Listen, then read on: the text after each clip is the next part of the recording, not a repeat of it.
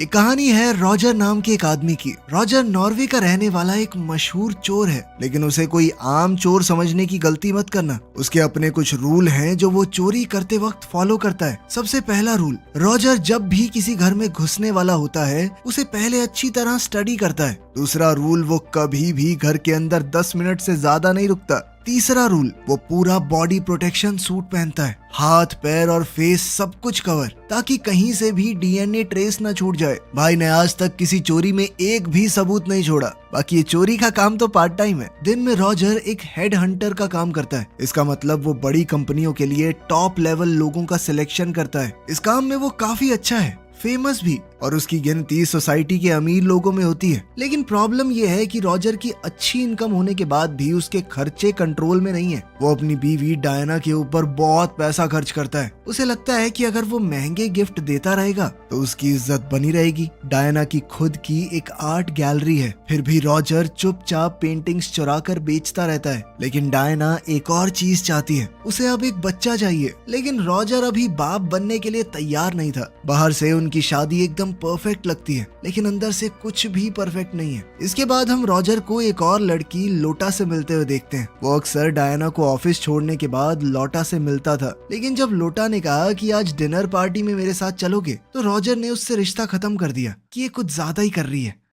दूसरी तरफ रॉजर को शक था कि डायना का भी कहीं चक्कर चल रहा है, लेकिन वो ये नहीं जानता कि है कौन वो बंदा। रॉजर का हेड हंटर वाला काम भी नॉर्मल नहीं है। जब वो किसी अमीर कैंडिडेट का इंटरव्यू लेता है तो सिर्फ जॉब से रिलेटेड क्वेश्चन नहीं पूछता, वो उससे उनके घर, परिवार और पेंटिंग्स के बारे में पूछता है। ये सारी इन्फॉर्मेशन वो इसलिए लेता है ताकि चुपचाप अगली चोरी का टारगेट चुना जा सके। एक दिन उसने एक आदमी ब्रोक का इंटरव्यू लिया। वो पाथफाइंडर कंपनी के सीईओ की पोजीशन के लिए आया था। रॉजर ने उसे नौकरी के लिए तो रिजेक्ट कर दिया, लेकिन डिसाइड किया कि ब्रोग उसका अगला टारगेट होगा। रॉजर अकेला काम नहीं करता, उसका एक पार्टनर है ओव। रॉजर हमेशा ओव से पे फोन से बात करता है ताकि कोई ट्रेस ना कर सके। ओव एक होम सिक्योरिटी कंपनी में काम करता है, इसी वजह से उसे अलार्म्स और डिजिटल लॉक्स का एक्सेस मिलता है। वो कंपनी के सर्वर से चुपचाप अलार्म बंद कर देता और लॉक खोल देता। अब अपने दोस्त की मदद से रॉजर आसानी से ब्रोक के घर में घुस गया। अंदर जाकर उसने ओरिजिनल पेंटिंग को हटा दिया और उसकी जगह एक नकली कॉपी लगा दी जो उसने पूरे हाई क्वालिटी प्रिंटर से बनाई थी। उसका फर्क देखना नामुमकिन था। रॉजर 10 मिनट के अंदर निकल गया। ओव ने दरवाजा लॉक कर दिया और कंप्यूटर से उसे एक्सेस करने की हिस्ट्री भी डिलीट कर दी।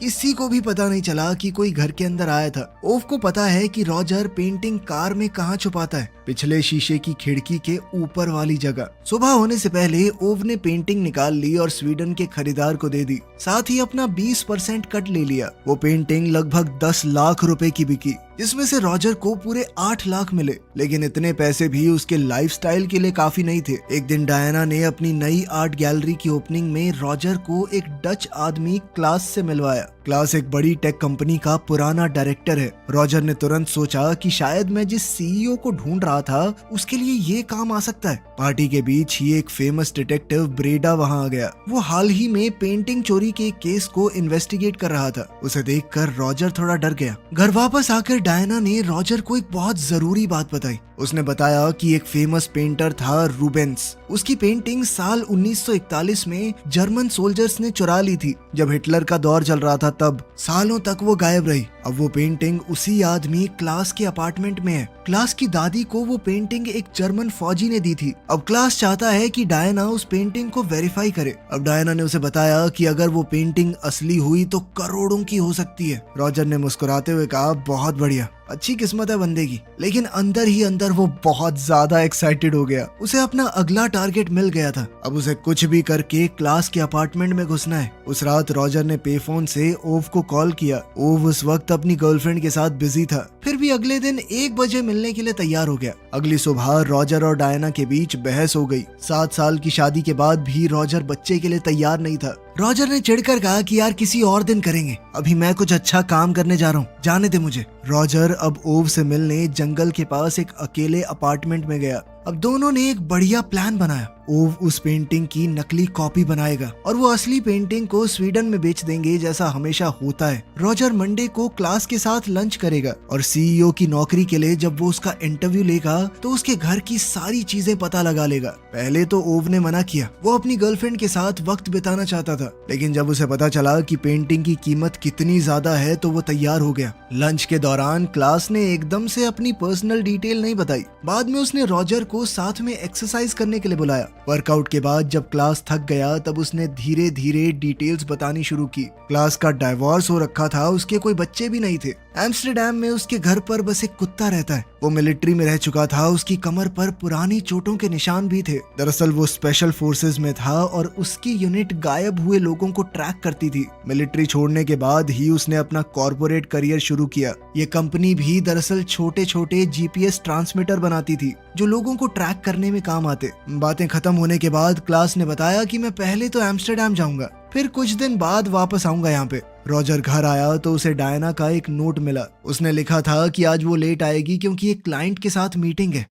अगली सुबह रॉजर ने अपना प्लान शुरू किया। ओव ने कंपनी के सर्वर्स से क्लास के अपार्टमेंट का लॉक खोल दिया। रॉजर चुपचाप अपार्टमेंट के अंदर घुस गया, बिल्कुल वैसे ही जैसे वो हर बार किया करता था, और उसने जल्दी से पेंटिंग ढूंढ ली। असली पेंटिंग हटाकर उसकी जगह बिल्कुल परफेक्ट रेप्लिका लगा दी। सब कुछ एकदम परफेक्ट हो गया। जब उसका काम खत्म हुआ तो रॉजर एक पल के लिए रुका। तब उसकी नजर बाहर खेलती हुई कुछ प्यारी सी बच्चियों पर पड़ी। उस बच्चे को देखते ही उसे डायना की याद आ गई। वो चाहती थी कि उन दोनों का भी एक परिवार हो। उसने तुरंत डायना को फोन किया। उसे बिल्कुल अंदाजा नहीं था कि अभी जो सच उसके सामने आने वाला है वो उसे अंदर से तोड़ देगा। जब रॉजर क्लास के बेडरूम में दोबारा गया, वहाँ उसे डायना का फोन मिला। वो एक पल में सब कुछ समझ गया। उसका शक सच निकला। डायना का पहले से क्लास के साथ अफेयर चल रहा है। सबसे ज्यादा दुख वाली बात ये थी कि रॉजर तो अपने सारे पैसे भी अपनी बीवी पर ही फूकता था। ये इतनी रिस्की चोरी भी वो उसके लिए ही कर रहा था। उसका दिल हजारों टुकड़ों में टूट गया। रॉजर चुपचाप घर वापस आ गया। डायना ने कह दिया कि उसका फोन गैलरी में कहीं खो गया, लेकिन रॉजर सच जानता था। फिर भी उसने कुछ नहीं कहा। उसे खुद भी पछतावा महसूस हो रहा था, क्योंकि उसने भी तो लॉटा नाम की उस लड़की के साथ चक्कर चलाया था। इसी वजह से वो डायना को उसकी गलती पर टोक नहीं पाया। अगले दिन रॉजर क्लास को पाथफाइंडर कंपनी के एग्जीक्यूटिव्स से मिलवाने ले गया। उसी कंपनी के सीईओ के रोल के लिए उसने क्लास का इंटरव्यू लिया था। मीटिंग चल रही थी, लेकिन रॉजर का ध्यान कहीं और ही था। प्रेजेंटेशन के दौरान क्लास ने बताया कि उसकी पुरानी कंपनी एक स्पेशल जेल बना रही थी। इस जेल के सिर्फ 1 मिलीमीटर के अंदर बहुत सारे छोटे छोटे जीपीएस ट्रांसमीटर रखना मुमकिन है। ये टेक्नोलॉजी किसी भी इंसान को ट्रैक करने का काम कर सकती है। प्रेजेंटेशन काफी अच्छी थी, फिर भी रॉजर ने उसे नौकरी के लिए रेकमेंड नहीं किया। ये उसका कोई बिजनेस डिसीजन नहीं था, पर्सनल खुंदस निकाल रहा था अपनी। अफेयर की वजह से रॉजर इतना गुस्से में था कि वो क्लास की मदद करना ही नहीं चाहता था। उस रात रॉजर ने ओव को फोन किया। उसने कहा कि कार से पेंटिंग निकालकर तुरंत स्वीडन में बेच दो। घर लौटते वक्त अचानक उसकी मुलाकात लॉटा से हुई। लॉटा ने कहा कि मैं तुम्हें बहुत मिस करती हूँ। वो उसके पास आई, लेकिन रॉजर ने प्यार से उसे दूर कर दिया और याद दिलाया कि अब हम साथ नहीं हैं। अगले दिन लंच के दौरान रॉजर ने बिल्कुल शांत आवाज में डायना से कहा कि क्लास को पाथफाइंडर वाली जॉब नहीं मिली। फिर उसने सीधे तौर पर कहा कि मैं पूरी कोशिश करूंगा कि नॉर्वे की कोई भी कंपनी क्लास को नौकरी ना दे। उसने वजह नहीं बताई और धीरे से पूछा, तुम्हारा फोन मिल गया तुम्हें? यह उसका तरीका था डायना को बताने का कि वो सब जानता है। उसने बिना झगड़ा किए एक लाइन खींच दी डायना और क्लास के बीच। दूसरी तरफ ओव अपनी कार को हमेशा वाली जगह पर पार्क करके उस पेंटिंग को लेने गया। रॉजर के घर से वो काफी दूर खड़ी करता था, लेकिन अगली सुबह रॉजर पूरी तरह चौंक गया। उसने ओव को गाड़ी के अंदर मरा हुआ देखा। उसका शरीर ड्राइवर सीट पर अजीब तरह से पीछे मुड़ा हुआ था। रॉजर ने तुरंत बॉडी को डिग्गी में डाला। तब उसकी नजर सीट के कुशन में लगी हुई छोटी सी नीडल पर पड़ी। अब सब कुछ एकदम साफ हो गया था। किसी ने जानबूझकर नीडल वहाँ पर लगाई थी। जब ओव पीछे की खिड़की के पास छुपी हुई पेंटिंग लेने के लिए झुका होगा, तब ये सुई चुभने से उसके शरीर में जहर फैल गया होगा। तभी डायना वहाँ पर आई। वो बिल्कुल नॉर्मल तरीके से रॉजर से मिली और प्यार से उसके बालों में हाथ फेरा। उसे बिल्कुल भी पता नहीं था कि अभी क्या हुआ है। रॉजर ओव की बॉडी को लेक में डुबाने ले गया। उसने बॉडी को जैसे ही नदी में फेंका तो ओव ने सांस ली।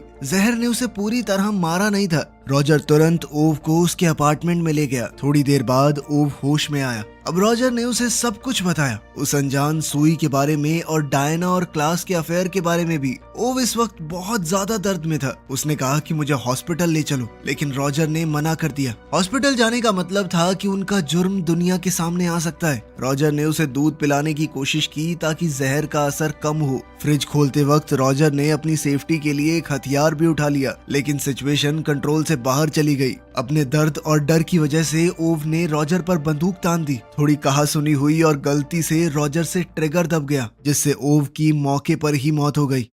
दूसरी तरफ क्लास भी काम पर लगा हुआ था। वो किसी को तो ट्रैक कर रहा था, या ओव को या रॉजर को। उसने अपनी कंपनी की जीपीएस टेक्नोलॉजी का इस्तेमाल किया। जल्दी ही उसने रॉजर को ढूंढ निकाला और उस पर हमला कर दिया। रॉजर बड़ी मुश्किल से बच पाया। अब रॉजर को याद आया कि ये तो मिलिट्री से रहा है और वहाँ पर भी लोगों को ढूंढने का ही काम करता था। ऊपर से इसकी कंपनी की वो टेक्नोलॉजी, ये सारी चीजें मिलकर क्लास को एक बेहद खतरनाक दुश्मन बना चुकी थी। रॉजर ये समझ गया कि क्लास को पता लग चुका है पेंटिंग की चोरी के बारे में, और उसी वजह से वो उसका शिकार कर रहा है। रॉजर ने तुरंत अपना फोन भी बाहर फेंक दिया, ये सोचकर कि अब ट्रैक नहीं कर पाएगा कोई उसे। उसने ओव की गाड़ी इस्तेमाल की, अपने कपड़े और शादी की अंगूठी भी नदी में फेंक दी। फिर उसने ओव की काम वाली यूनिफॉर्म पहन ली। उसे शक था कि ट्रैकर शायद उसके कपड़ों में हो सकता है। फिर वो ओव के अपार्टमेंट में गया। वहाँ उसने मकान मालिक लैंडर को पैसे देकर गाड़ी को स्टोरेज शेड में छुपा दिया, लेकिन फिर भी क्लास उस तक पहुँच गया। अब तो रॉजर को शक होने लगा कि ट्रैकर कहीं मेरे शरीर के अंदर तो नहीं है। अपार्टमेंट में रॉजर ने कुछ चीजें टेबल पर रख दी,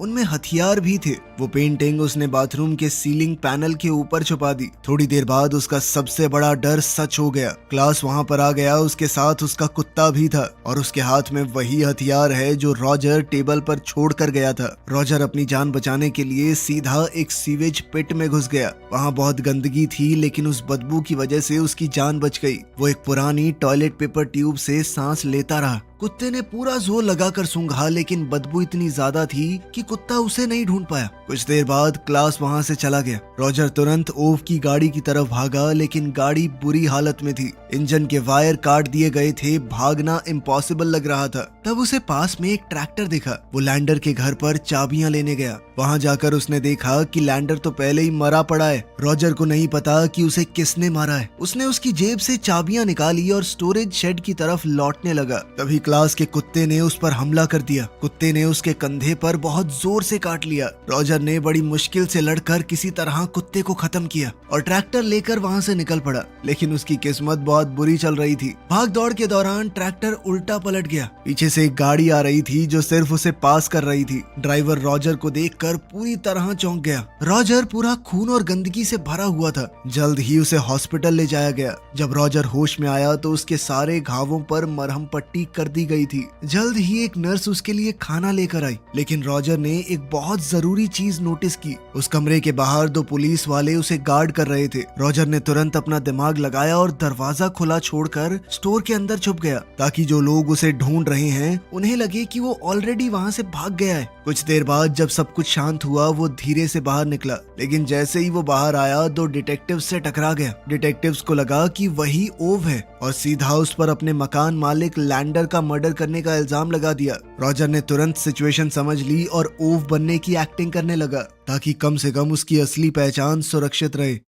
अब डिटेक्टिव्स उसे पुलिस स्टेशन ले जाने लगे। तभी रास्ते में एक ऑफिसर गाड़ी से उतरकर एक तेज भागते ट्रक को रोकने गया। इसी वक्त रॉजर को अचानक से क्लास की एक बात याद आई। क्लास ने इंटरव्यू के दौरान उस नए जेल के बारे में बताया था, जिसमें बहुत सारे जीपीएस ट्रांसमीटर छुप सकते थे। ये याद आते ही रॉजर के दिमाग में घंटी बजी। वो समझ गया कि क्लास उसे ट्रैक कैसे कर रहा है, उसके हेयर जेल की मदद से, जो डायना ने घर से निकलते वक्त उसके बालों में लगाया था। रॉजर ने ऑफिसर्स को समझाने की कोशिश की, लेकिन तब तक बहुत देर हो चुकी थी। वो तेज रफ्तार ट्रक सीधा पुलिस कार से टकरा गया और गाड़ी रोड से उलटकर सीधा नीचे गिर गई। क्लास अब ट्रक से बाहर निकला, रॉजर को खत्म करने के लिए आगे बढ़ा, लेकिन रॉजर ने बिल्कुल हिलना बंद कर दिया, जैसे वो मर चुका हो। क्लास को लगा कि उसका काम खत्म हो गया। वो चुपचाप वहाँ से चला गया। थोड़ी देर बाद जब सब कुछ शांत हुआ तो रॉजर दर्द से कराहते हुए गाड़ी के अंदर से बाहर निकला। उसने एक मरे हुए ऑफिसर की जेब से चाबी निकाली और हथकड़ियां खोल दी। फिर उसने गाड़ी के अंदर ही कैंची और रेजर ढूंढ निकाला और अपने बाल पूरी तरह शेव कर दिए। उसने सभी कटे हुए बाल एक स्नैक बैग के अंदर भर दिए और एक पुलिस वाले का हथियार भी ले लिया। अपनी पहचान छुपाने के लिए उसने एक ऑफिसर के कपड़े बदल लिए और साथ ही उसने इस बात का भी जुगाड़ किया कि उसके फिंगरप्रिंट से भी पहचान न हो सके। अब सबको लगेगा कि रॉजर, जिसे लोग ओव समझ रहे थे, वो एक्सीडेंट में मर गया। थका हुआ रॉजर पैदल चलते चलते शहर तक पहुंच गया। रास्ते में एक पब्लिक फोन से उसने डायना को कॉल करने की कोशिश की, लेकिन जब फोन कनेक्ट हुआ तो वो कुछ बोल नहीं पाया। उसकी आंखों में आंसू आ गए। उसे अपनी पत्नी की बहुत याद आ रही थी। आखिर में वो लौटा के अपार्टमेंट में गया, ये सोचते हुए कि शायद मदद मिल जाए। लेकिन जब वो किचन में अपनी पट्टियां काटने के लिए कैंची ढूंढ रहा था, उसकी नजर एक ड्रॉर पर पड़ी। ड्रॉर के अंदर एक पेन था जिस पर क्लास की कंपनी का लोगो बना हुआ था। उस पल में रॉजर सब कुछ समझ गया। लौटा का कनेक्शन भी क्लास के साथ था। इसी बीच लौटा ने चुपके से क्लास को मैसेज भेज दिया